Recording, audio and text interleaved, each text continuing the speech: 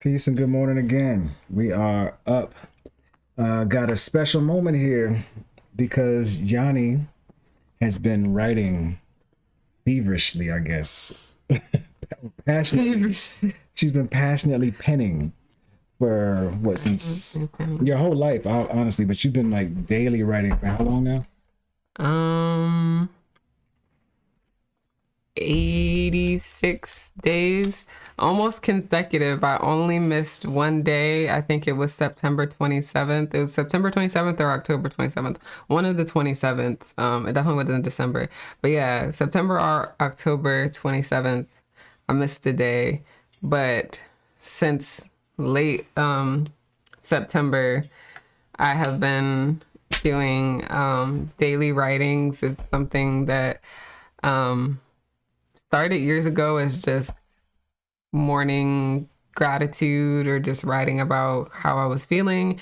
And then we read The Artist Way. And so it turned into morning brain drain just to get all the chaos in the mind onto paper so that we can move into the day more freely. And then we fell off of The Artist Way. The second time, for third the second time. And then we were just going through a really intense period the second half of last year, and I just felt the inclination to pick back up writing. And so I did. I just started jotting stuff down in the morning. And I think I just called the first one Morning Meanderings. Well, no, I had actually written a poem months before. I think it was June or something.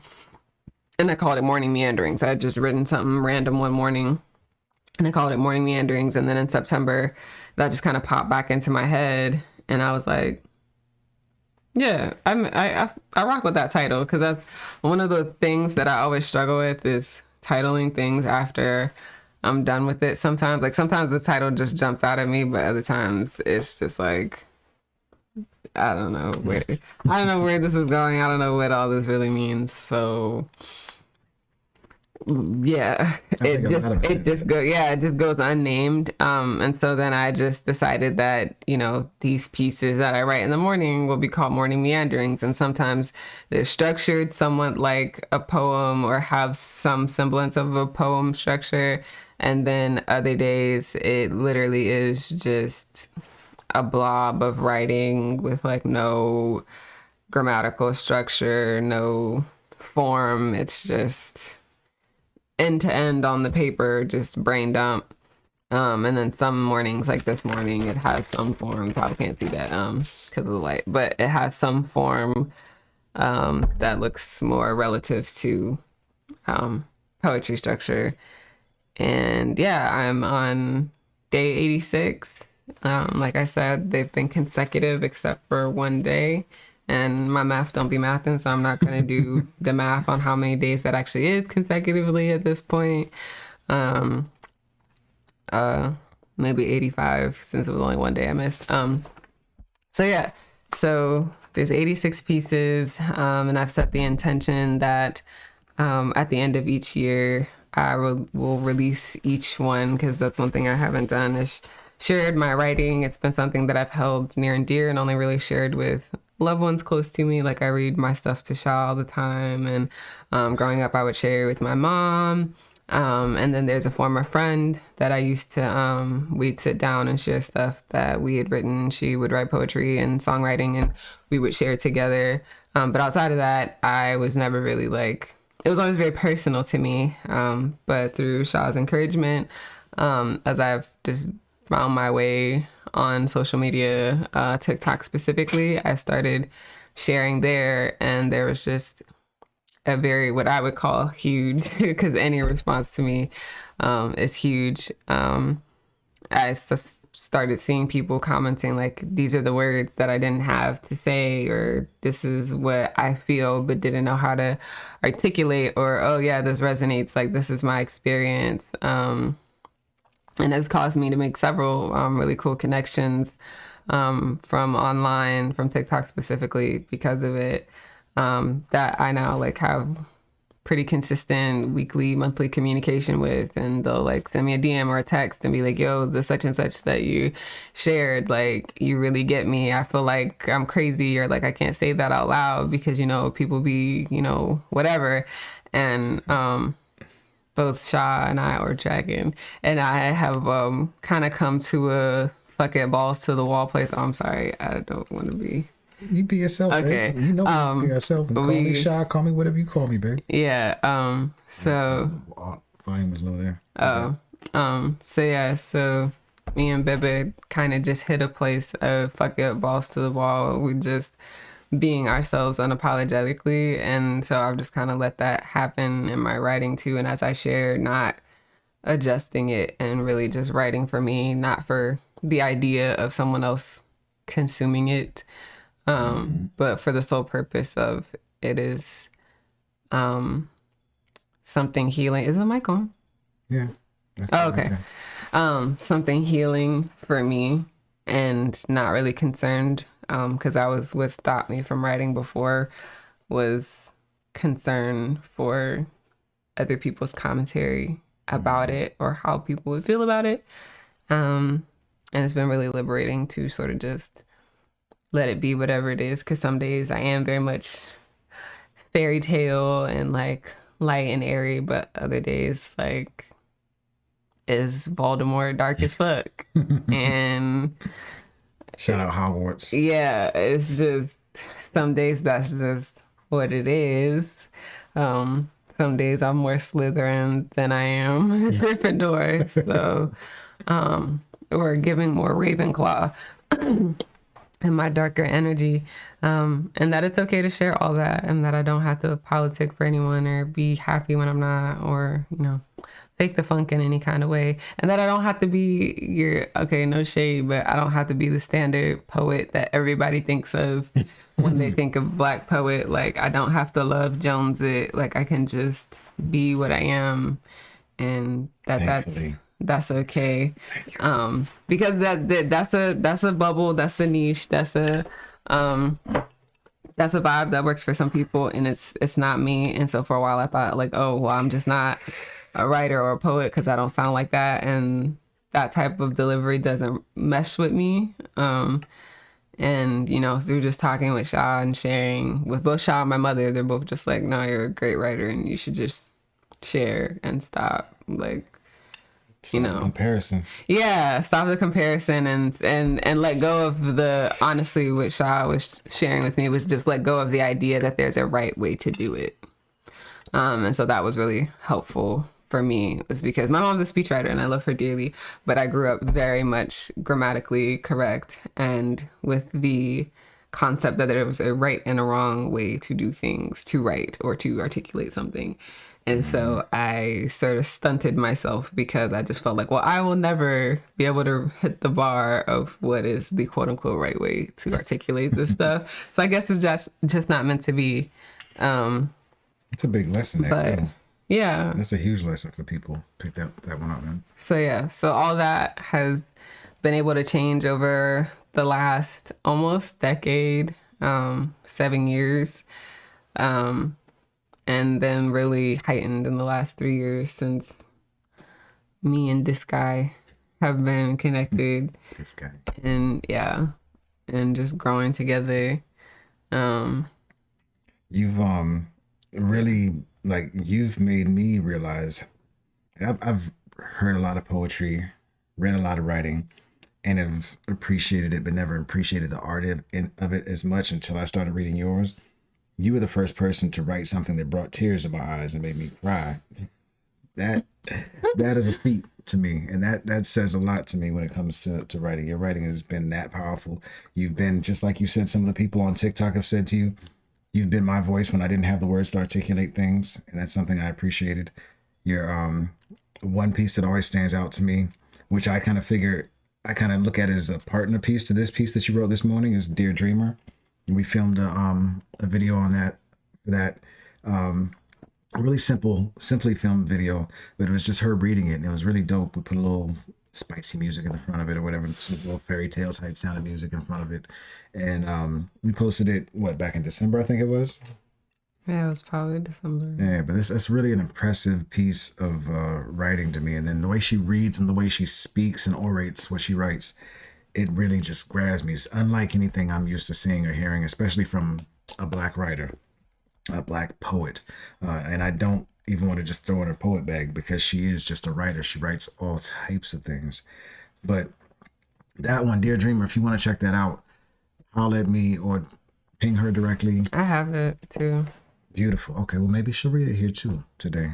I guess we got live and we got that. We could do that. So Dear Dreamer, if you want to see the video, hit us up, DM one of us, and you can see the visual that goes with it. But I'd love for you to hear the piece that she wrote this morning. And then, Dear Dreamer, do you want to read them in any particular order? Does your brain Well, if you feel like they're sister, I'll read Dear Dreamer first. Yeah?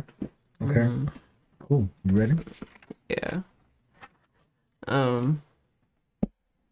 And this is one of the... Oh, and by the way, to comment on what he said about I don't read like any other people who look like us.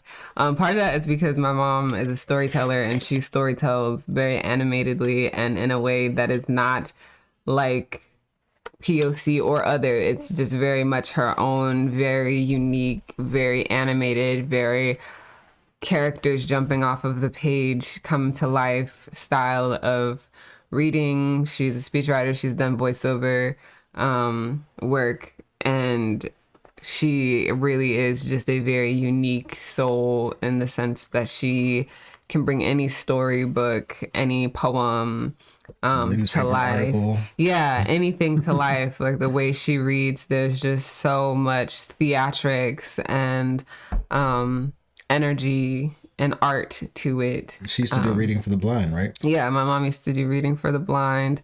And then she's also, since her children were children, we are not anymore. She does not have any more child children. We're all adults now, but when we were children, she would do a lot of like the different readings, different places, reading storybooks, reading poems, children's poems, things of that nature. And they, you know, she could capture any room. Like she would have adults like, can you come read something for us? Like I was all, you know, caught up in it. And so I think I inherited some of that, and that comes out in my writing and how I read my writing. So thank you to my mother for sharing her art and her passion and for encouraging it in me. And honestly, what her mother has passed on to her in reading and what she does when she reads to me is part of the reason why I do my morning read with me streams now. Honestly, I felt comfortable, and I felt like seeing how they did it made me feel like I can do that. And it gave me the confidence to feel comfortable enough reading in front of somebody. If you ask her, when we got together before, I wouldn't read out loud to you because I always yawned and always had just really uncomfortable moments of reading. And through your mother and you, I've gained the confidence to enjoy reading, especially out loud again as well. So thank you for that, babe. I appreciate that. You're welcome. I think it's one of those things that us as introverts, we grow to fear having to do anyway, especially when there's an audience, because it's a weird experience. And then it's another one of those practice things. Like we are years, decades out of having been in school. And that's one of those things where I think it's just like, if you don't use it, you lose it. Yeah. And reading inside your head is very different than reading out loud. It's a whole different kind of like function. I don't know. I'm not a scientist, but I think it's it feels like it's a whole different function and experience reading out loud versus reading in the head. So yeah, I understand it. Because sometimes it's like that for me. Like if it's been a while since I've read out loud, I feel like a kindergartner trying to read out loud again when it's been a minute. So I definitely think it's one of those things that it takes a practice, it takes an effort. And I'm happy, I'm honored that it's been an inspiration to you? Because It it's a daily thing for me. Like I try to practice a little bit every day, reading out loud, even if it's whatever literature I'm reading at the time. I try to read a couple pages or like at least a couple paragraphs or stanzas out loud, just to like, okay, I at least know I can still do it. I can still hear my voice and not just be caught off guard.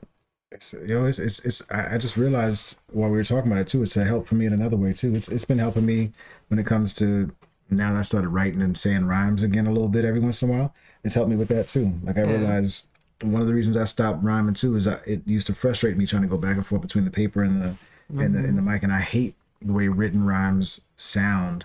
If you can tell somebody's reading a rhyme, so that would always turn me off. But now I'm getting more and more effortless, so at least I can get a reference track done, so I can learn the verse later and come back and relay it because of that. So I think you're helping me in a lot of other ways too, and you'll see how this ties to music and all that too after she's done writing, I think. But let's let her read for a minute. You ready? Mm-hmm. Let's go.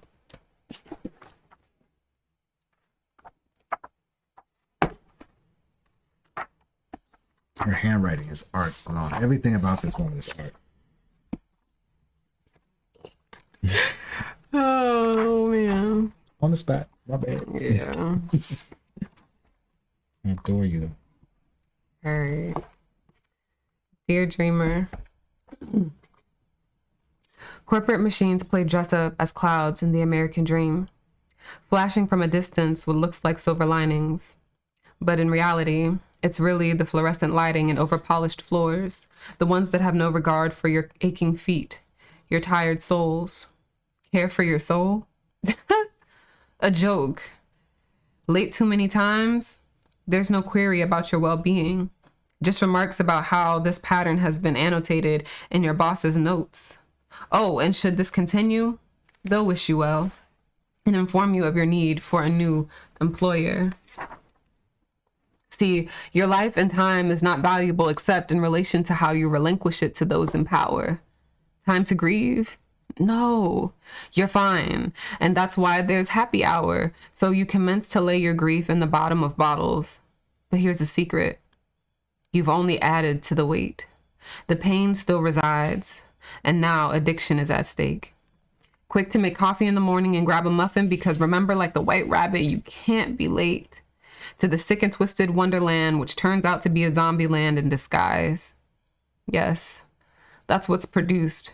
Walking corpses that thriller through their days and lay awake at night. Their groans fill the silence of the night, leaving the wolves perplexed at who else could be howling at the moon. Dawn comes too soon. After chasing the American dream, you have no dreams left, only a hope that you don't die in office, bowled over by the toxins and appearance of no escape. American dream chaser, that dream is an eraser. Please see this before it eclipses you too. When she hit that, it was right at a point, when you hit that, I remember it was right at a point where I was thinking I was going to have to start job hunting again and have to pull back from pursuing the passions and pour less time into what we're so passionate about. So that one it hit. Again, that was another one of those pieces that hit to the core of my heart. Luckily, it didn't bring tears again because I'm fighting those.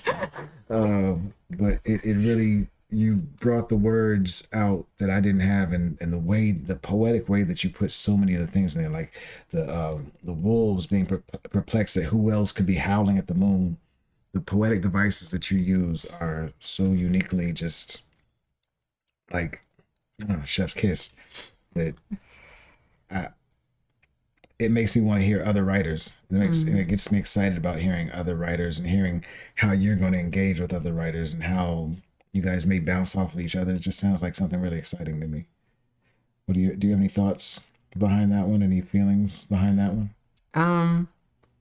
What inspired this one? Yeah, it was him, and my parents, like watching their experience with the workforce, my life through my lens, through my interpretation.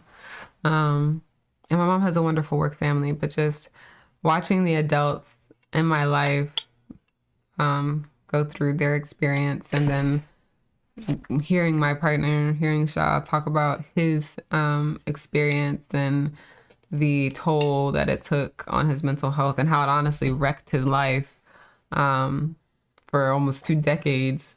I was really feeling the weight of that. And then that accompanied with the teeny tiny stint that I spent in the workforce that I immediately knew I could not sustain from that blip of a moment compared to years and years. I knew that I had to believe in my art. I had to believe in something else other than that because it ate my soul alive. I felt sick all the time and just felt like it wasn't for me. Felt like I wasn't respected. Felt like I wasn't cared about. It was just, you're just another body that's here to do something and, you know, work towards something that's not having to do with you. It's not for you. It's not for your well-being, your joy, your health, and contentment. So this was kind of born of that, like similar to what he was saying, you know, like that we were unsure about what it was that we were going to have to do. And so this kind of came out of almost as an affirmation to myself, a affirmation and a plead with Bebe, and kind of just like my hope for my mother, as I know she has so many dreams and passions and she's just not quite sure yet how to transition and do some of the things in her life that she really, I hope that you're okay with me saying this, Mom, that she really has passion about doing. So it really was sort of a transmutation piece, a cry out piece. And then just for so many of the other people that I see, you know, as I spend time in and out of social media, just sort of the outcry that I feel like I see in the US especially, but honestly globally in so many different ways, just this outcry for something other than what it is, especially when it comes to what we now call work-life balance instead of just life. Like the fact that there is this splintering of your life, that it's almost like a compartmentalized thing. It doesn't sit right with me. And so this was kind of like the plead for like, can we wake up so we can figure it out? Because there has to be some other way. And, you know, like this conversation normally goes, no, I don't know. We don't know what that other way is, but we got to be willing to turn our perspective and thoughts away from what is for long enough to be able to consider that there might be something else. Because as long as we just keep saying, I don't know what the something else is, we just gonna keep getting up and doing this thing, you never give yourself the opportunity to open up to the magic and the creativity and the thoughts and the solutions that may be there if we're not willing to at least say that, like, okay, this is the problem, and then say, I want something different. But as long as we're just like, it just is what it is. So this was like my request to those people as well, who were just like, it just is what it is. There's nothing we could do about it. Get with it or get lost. Just sit on that a little bit more. Like, are you sure that's really the best way to do it, or the only way to do it? And yeah, so this was kind of cry out from my soul on all those fronts. Like, an affirmation to myself to keep going, an affirmation and a plead with Shah to keep going and to trust himself, trust me, trust us, trust what we're building, trust the people we've connected with, have faith in, which is a hard word for both of us, have faith in what we're building and believe that everything really is moving to work out all for the good. So yeah, it was a layered thing, and it was definitely one of those, like, just straight from the soul. There was no thinking and trying to sound artsy or make creative devices. It was one of those that, like, this is like, if you could see the writing is so sloppy, like it's one of those where, like, I just had to get it out of my head. Yeah, because like compared to that, like, that is a lot more easily legible than I was just going Yeah. Like that was much more like slow, organized. Like it was just came out. This was just like bleeding from the pen. Just like I had to stream of consciousness. It just had to come out. I get that feeling. That was what it was like for me Saturday morning. Remember, I was in the shower writing. I wrote like 5 songs in the shower. Yeah, it was like none of it was planned. It was just all running at me. So I get that. You know how that goes. That now, you wrote this, and then what brought us back to thinking about this piece was this piece that you just wrote this morning. Is one of your morning meanderings? Is that a morning meandering? Yeah, it's a morning meandering. And which number is that? 86. 86. My goodness. Do you want to read it yet, or do you want to give a preface for like how it came about? Any of that? Do you want to do that afterwards? We could do that afterwards. Okay. Let's go. Does it have a name? Morning Meandering, Volume 86. That works. That works. Stepping on clouds. Stepping on clouds. Spray painting silver linings. Drinking sun rays because I'm alive and well. That's something to celebrate. What some would call delusional, but I call it a fairy in her natural state. Sprinkling and dusting magic everywhere. No wand needed. The wand is me. Magic drips from my fingertips. It's all in my veins. My words speak life and bring excitement into anything. I've discovered my wings and decided it's okay to fly, to share this sparkle with others and watch magic multiply. I had to remember that I have to be open to it and believe to see. And voila, extra dazzle in everything. It's a superpower I thought I had to forsake because adults must be serious. It's life's mandate. But indeed, it's a trap, a sneaky little trick out to swallow up your magic and feed your energy elsewhere.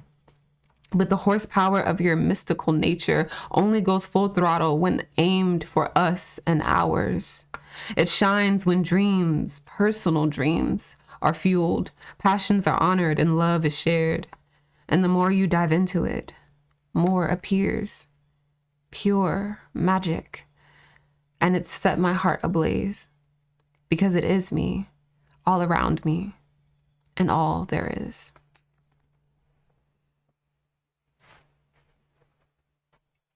I'm not even gonna speechless at how you do that. I mean, yeah. Thoughts. It just came out. Well, I guess I can start with the beginning. So stepping on clouds and spray painting silver linings were 2 lines that came to Sha and I yesterday. We were talking about this week is my birthday week. And so Sha had asked, what I wanted to do. And because of certain things right now, we had to adjust some of the plans and things we wanted to do. And one of the things I said I wanted to do was to act as if, which is a concept that was introduced through, I believe, the magic and another book that I'm reading called The Art of Letting Go. And the notion is acting as if everything is as you envision it being and hope and dream of it being, embodying the behaviors that you would have and do and behave like with your dream being reality. Act as if it is as a part of your manifestation. And so I won't dive too deep into it because it's personal for us and some things need to be safeguarded until they really do appear in the physical. But we did this practice yesterday together. We rested a lot and just took time to be family together, snuggle with puppy and just be in our space. And we were kind of talking about how these behaviors by the quote unquote average person would be considered delusional. Like this would be considered crazy to be willing and open to doing something like this and to, essentially what most people would say, play pretend. But looking at some of the greats, and that's exactly what they did. Like we brought up how Steve Jobs literally was like, no, this is what it's going to be. And this is what I want. And so I'm going to behave in accordance to this thing so that it can happen. And as we saw, his legacy was one almost like no other. And there's so many, right? And there's so many other people who have done similar things and tout a similar story, who say, you know, there really is something to this. And so Sha and I really kind of arrived at this place of, if this really is the case and it really can be that simple, if I've tried it the hard way my whole life, why not try or give energy to, and not even try, why not do this thing that's the one thing, or not the one thing, but it's something I have not done yet. It's something I've not given a chance yet. But if you want to go from the science perspective, if I see the evidence that this hypothesis, this theory actually can result in actionable and realistic material physical outcome, why keep hacking away at what hasn't worked or what's caused pain or suffering or struggle? So we just said, you know what? Yeah, let's pour some energy into this too, because if it really can be this thing that is, I won't say that simple, but for lack of a better word, that simple and feels good, feels fun, feels so much more aligned with what we felt as children. And everyone in cultures everywhere talk about how children know, and children are the most tapped in tune and in touch with themselves and all that is.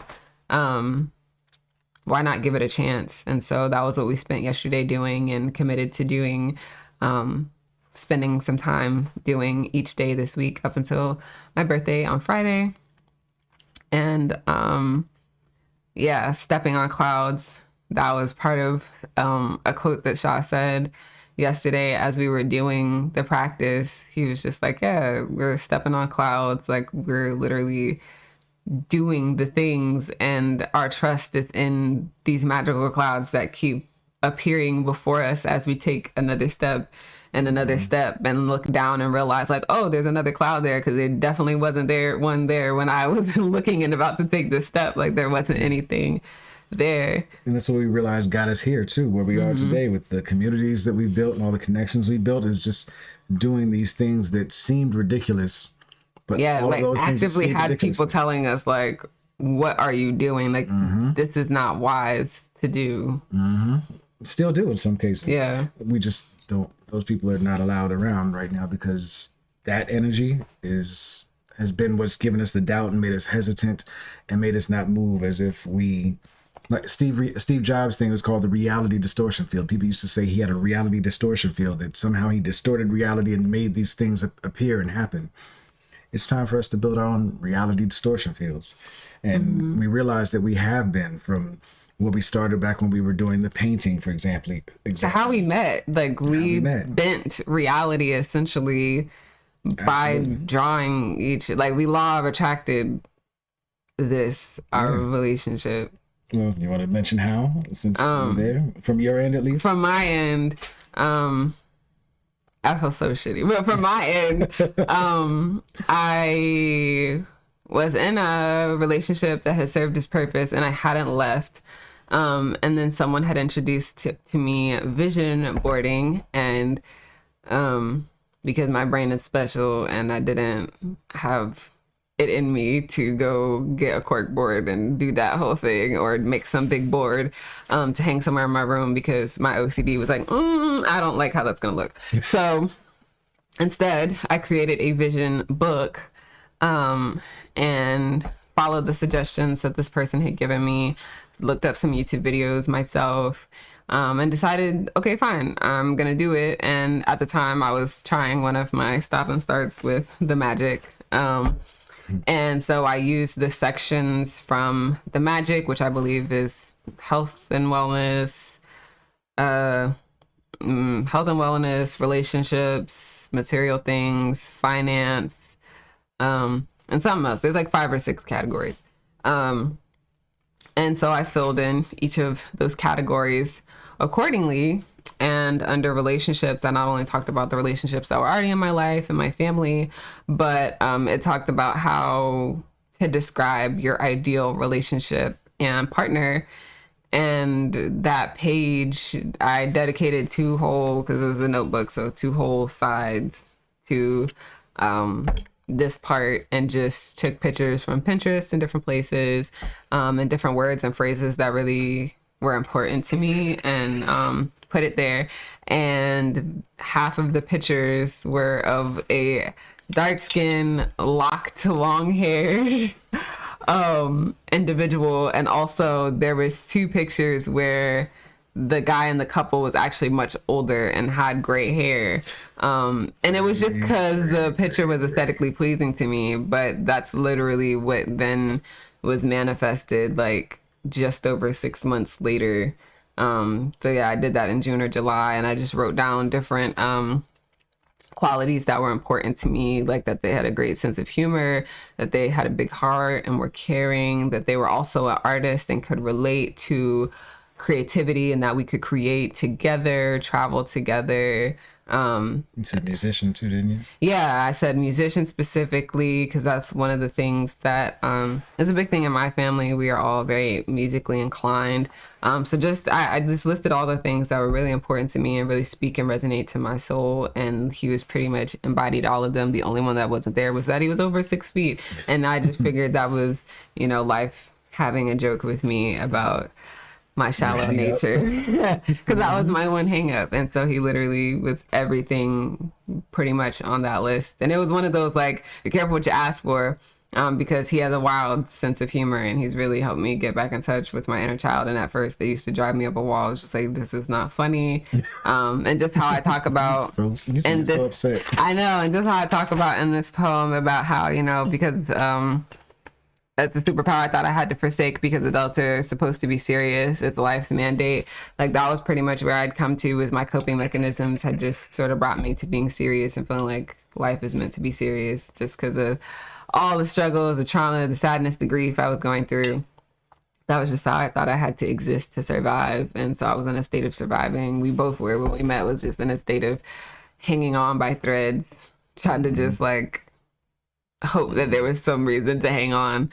And so yeah, that was how it happened from my end. And then just over 6 months after doing that, and like essentially not forgetting about it, like I looked at it every now and again, looked through the vision book, but I really was detached from it. Like, I wasn't desperately like, oh, I need this to happen already. Because again, mind you, I was in another relationship that I was well overdue to get out of. But convenience and struggling with executive functions and making uncomfortable decisions has always been something that I struggle with, especially after I stopped being the mean side of me that would just be like, okay, fuck it, I don't give a fuck about your feelings, like, fuck you, I'm done. I found it hard to articulate and express things, especially if I felt like they would hurt someone. And then just over 6 months later, a former friend of mine, his son, was like, hey, so my dad wants to connect with a photographer to sharpen his skills and, learn a little something. Like, are you cool with connecting and seeing if it works? And I'd say it really worked. It absolutely works. And before I get to my side, I want to ask if you want to tell about the candle. You don't have to. If you don't want to. I mean, that's a very funny part of the story too. So on top of the vision board that I did, shout out to Carolyn of Soul Sistrons. I connected with this woman named Carolyn online. And do you remember her at? If not, I think her at is at Soul Sistrons. Okay. Yeah. My Instagram. And she, how do I articulate it? I believe it is, this could go, anyway. If you don't want to. Yeah, no, so she does a specific kind of magic work, and she would do these candles that had different purposes. She worked in tandem with Orishas to create these different candles and modalities to help call certain things into your life.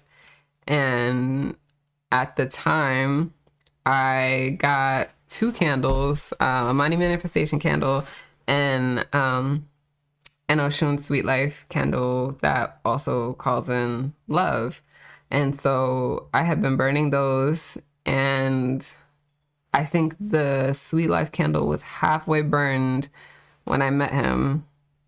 And I kept burning it until we realized there was like some energy there. And I was like, whoa, let me stop burning this shit. I don't know what the fuck is going on.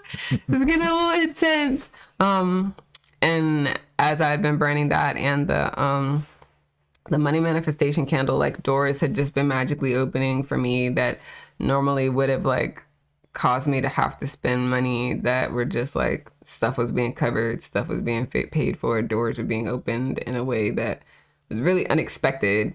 And then he came in and I was like, oh shit, magic really be magic and it really be moving like that. So it was a whole different experience, which really kind of set me up for where we are now with really truly believing in magic and that all of it's real and whatever you believe or put your energy into will become real. And so using that power intentionally. And not trying to define or put into a box what magic is based on everything. Some people call it, scientists call it the quantum field. We're learning right now. What's his name? Steve Jobs, the reality distortion field. Like that there's, everybody calls it something different. And if you look at different cultures across the world, everybody has something different that they identify or associate it with. Yeah. And the thing that's been helping me, because I'm a very logical, scientific brain type of person. Like if you can't prove it to me, I can't, I can't see it. And my brain just won't process it. And the book she gave me, or that she brought to us recently, Breaking the Habit of Being Yourself, the way that book broke down one thing has changed the way I'm able to think about this. And that's that thing about an atom. Yeah, I thought I want to articulate it? No, you do so much better at it than I do. He was pretty much talking about us. I'll go to the easier part to articulate. He was pretty much talking about us as humans and how we're compiled. Essentially, when you break it down, we're compiled of atoms. And what is an atom? It's 0.00001% something matter, something material, and that the other part of an atom is 99.9999. I think it's 4 or 5 nines. Nothingness, which you can't, it's intangible. And so he was like, energy. If we are, energy. And he was like, and if we are made up of atoms, that means we really are 0.0001% this thing that we perceive with our eyes, that we can feel, that we can touch, this matter. And we are 99.99999% energy. And the field that we talk about, the reality distortion field, that we are more that than we are this body. And we get so caught up in the quote unquote confines of this body that we forget the bulk of what we are and what that then means that we can do based on being that.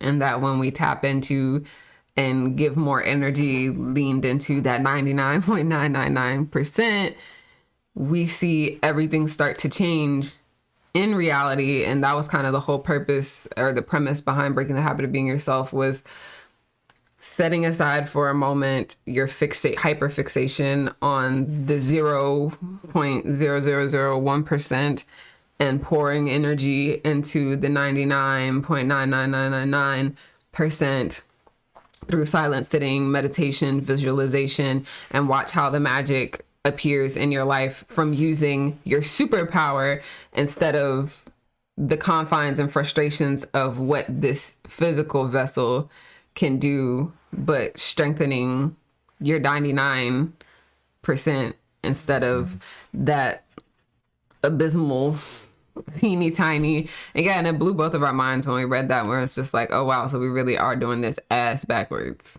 Absolutely. And it's because we've been trained to do it. And it's nobody's fault necessarily. I mean, you could sit there and look for and find fault if you want, but why not just spend that time going forward? And that's what the magic has been saying too. Like, what does blame do for you? Does it add anything to you? Actually, No, it hurts you. It hurts you because it's bringing up negativity. One of the comparisons that she made in one of the passages we read one of these days was that having anger or blame or negativity in your heart is like picking up a hot coal with the intention to throw it at someone, but you have to pick it up to throw it, so you burn yourself. Wasn't that yesterday's reading? Maybe that was yesterday. Yeah, it'll all be jumbled up. But the timing always ends up hitting just right on time. Yeah, and then from my side of the story, mine is much more simple than that. I feel like I called her to me as well, less than a month before we met. I was going through. A lot of people already know I was going through a really, really dark period for me. I was in a period of severe depression.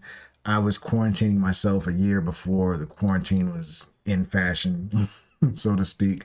I was going through severe anxiety, PTSD, all types of things. And I was a heavy drinker.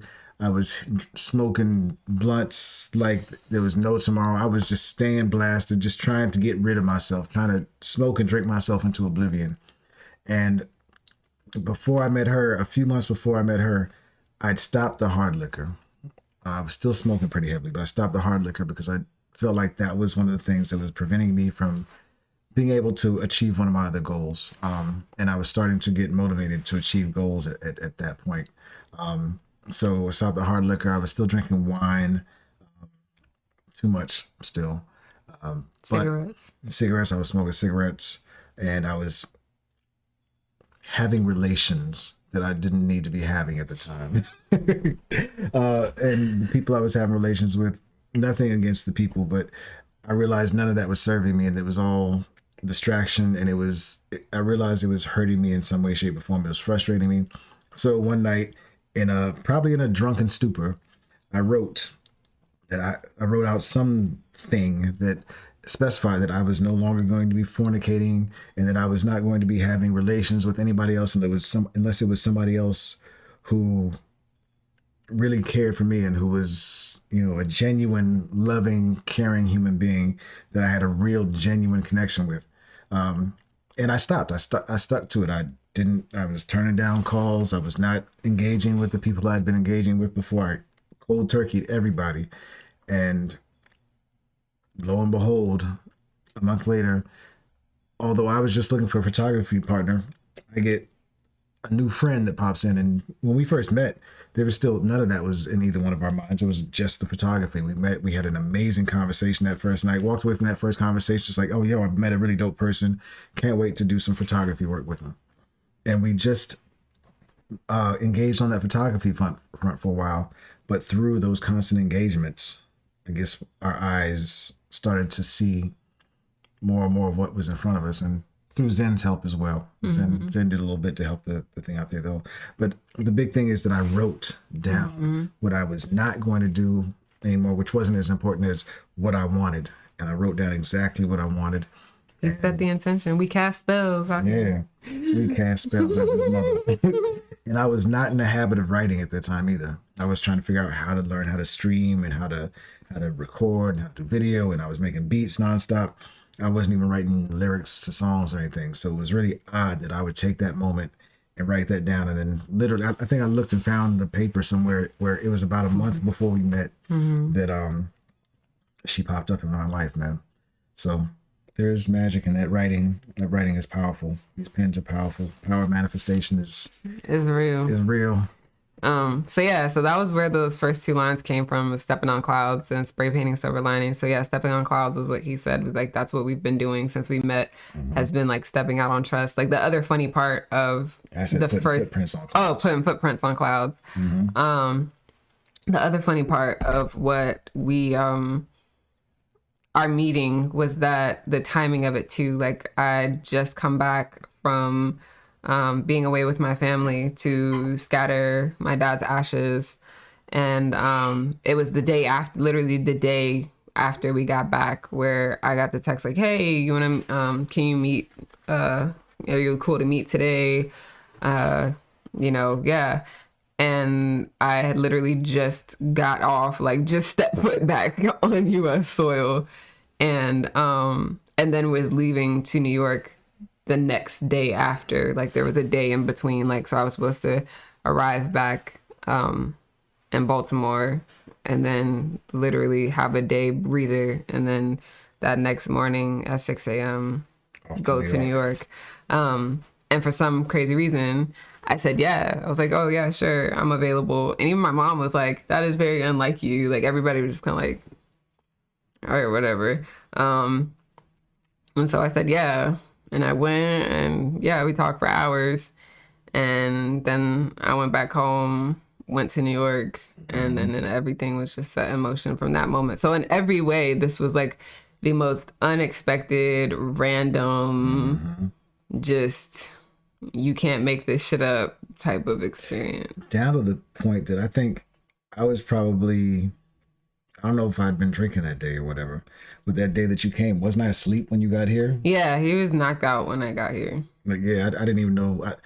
I was so used to people not following through that I don't even think I expected my son to bring her through. And nothing against him. I don't think that I probably thought, okay, she might flake or something like that. I'd never met her, never seen her, didn't know anything about her.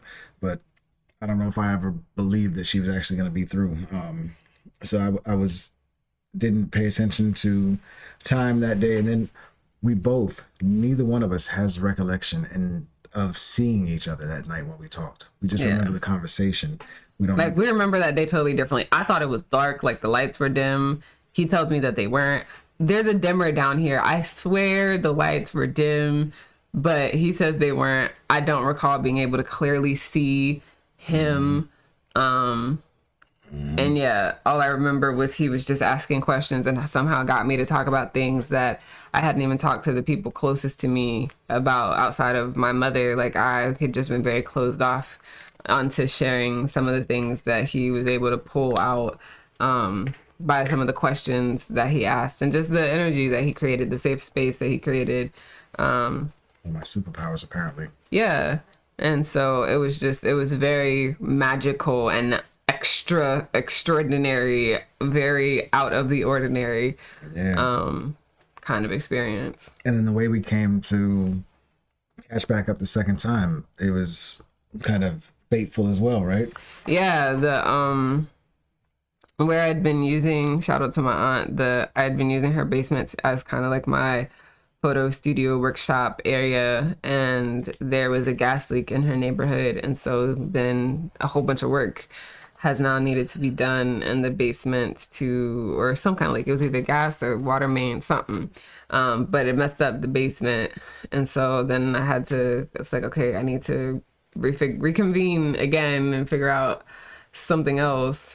And he had told me that first night, you know, hey, if you ever need anything, need anywhere to shoot, like here are all these rooms that are in the house. Like it really is a creator house. This is my intention, which also ironically lined up with everything I had envisioned for House of Fluid Reflections. He was literally doing the physical manifestation of what I was in the onset of building and writing the ideas for. He was literally doing the physical actions of what I had set the intentions out and said I wanted to do and to build myself with House of Fluid Reflections. He was already, you know, doing different parts of that, and essentially was like the prototype, had built the prototype for House of Fluid Reflections. Yeah. And he was like, oh yeah, you know, if you need studio space, because I had abruptly gotten this shoot again, another one of those things that was just like, why did you say yes to this? Like I literally had to come back from New York to do it, and it was also, I had a memorial service to go to too. So there's just so many things happening in this window that should not have allowed this to present in the way that it did, but it did anyway. It did, and I'm so happy it did. So he played assistant for me for this shoot. And it was like we had been working together for years. Like the moment I like thought that I needed something, he was passing it to me and was like, oh, could you use this? Was helping me, you know, get the set ready, taping stuff to the ceiling, went to get firewood to really set the aesthetic for what was being done. Like it was just, yeah, it was incredible. And I could not have there's nothing that I could have. That's one of the things that the magic and the breaking the habit of being yourself says has to be part of your manifestation or calling whatever into your life, that it has to surprise you. It has to be unexpected. And yeah, this was a total complete surprise. It was extremely unexpected. All the way. 1,000 million billion%, right? Mm-hmm. Yeah. So that brings us to today, I guess. I mean, we've got a whole bunch of other story in between there. One day we're going to give a lot more detail to the story, I think, because there's another element with the fire and some of our other stuff that we'll talk about one day. That was funny. The fire. Well, me going to get the firewood. Oh yeah. Yeah, thought that was cool. And then my little saying that how I said something you didn't think was impactful, and how you said something that that's for another day. But we've been creating together ever since, and since she's been doing all this writing, came up with an idea. We've been looking for ways to create community-based activities to help really build meaningful connections with other creators. And since she was doing all this writing, I don't know how we came up with the idea. You had the idea that like we should sit down and, you know, like you should really tell, you know, some of, you know, the backstory on your poetry. Just kind of go through some of your most iconic lines. And I was like, oh yeah. And I jokingly said, we could call it line for line, you know, like, and he was just like, that's it. Perfect. That's perfect. And I was like, oh, really? I was joking. And he was like, yeah, we can call it line for line. And we could talk about your poetry and your iconic lines. And then we could bring on other people. We could bring on some of GRYSKLL's members to talk about some of their iconic lines and some of their songs, some of the raps. You could bring on other poets and other writers to talk about their pieces and things of that nature. And yeah.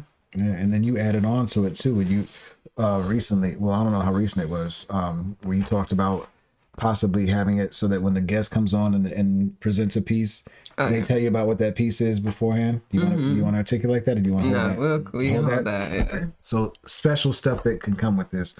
She's gonna create a logo for it, and we'll figure out when we want to drop it. No pressure for her. We're gonna let it happen in her time when the time is right, because that's how the magic works with her. Is you've got to make sure that it's ready and right. But I'm excited about it, and I thought this is a great time to at least share this writing, because it again, it's another one of those pieces that spoke to my heart, to my core, and it came about magically. The story behind these pieces always makes me feel like there's a reason for these things happening. So we got our first foot on the cloud. We got one foot out there, just getting ready to sit down, put that print on it, I guess, huh? Yeah. And we got a trail of clouds behind us. We using that 99.9999%.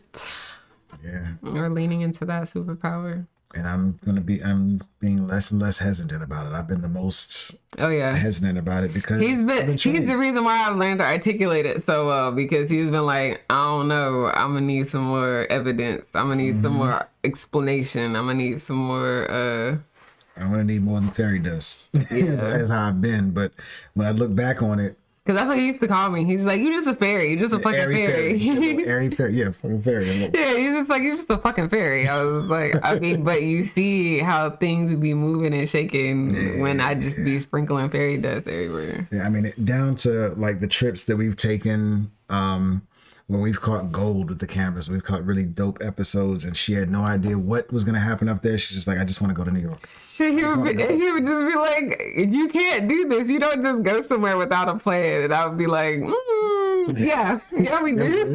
And we caught some amazing gold. We met some amazing people who have helped put more clouds in front of us that, through meeting them and through doing the work that we've done. And we've sharpened our skills. We've learned to believe in our own skills even more because we've just followed her intuition. So 1 million out of 1 million, trust a fairy. 99.999. But yeah, trust a fucking fairy. Phone a fairy, y'all. Phone a fairy. Phone a fucking fairy. Excuse my language. Let me stop. I'm working. But yes, phone a fairy if you can. It definitely changes your life. What are you saying? I said no, he's not. He said I'm working on it. No, he's not. But no, Line for Line is coming up soon. We're excited about it because I really want to share some of the writing of some of the MCs that I know and some of the poets I know, because I've seen some like, you hear these things, but when you hear the story behind how these people come up with some of these lines, it dumbfounds me, and it's exciting to me. So, and I know other people enjoy writing just as much as I do. So I'm excited to provide something for the writing community together. And it'll be hosted by her. Us.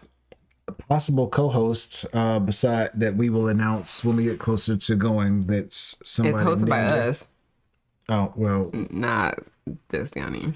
Okay, well, hosted by us. I'll rock with that. Yeah. But there's somebody else who may play a part in this that is extremely talented with their pen as well, that we'll talk about when we get closer to 11:01. an announcement date. Next step is to get a logo. And Yani already has the idea. She just has ADD and hasn't sat down with the iPad to draw it. We're in trouble. She's talking about herself in third person. It's coming now. It's on its way. She's talking about herself in third person. But yeah, so when that logo comes, we'll probably do a dope little intro sequence, just like I'm working on for Web3 Backstories. That intro sequence is almost done, and I think I've got my first episode scheduled. Well, not scheduled, but I've got it planned. I'm supposed to talk to that person any minute now to schedule that first episode, and we're gonna roll with these things, man. So thank you for sharing some time with me, baby. I know it's not fun for a lot of people jumping on lives. It definitely wasn't fun for me at first. I just had to push forward and prepare, because I know we're gonna do some big things with these live streams and all these platforms this year to help push the people that we connect with and push our passions and our dreams as well forward to the forefront. So thank you. Appreciate you. Thank you all. Anybody who paid attention, got any questions, thoughts, feedback, leave them in the comments. We'll talk to y'all later on. Peace. Peace.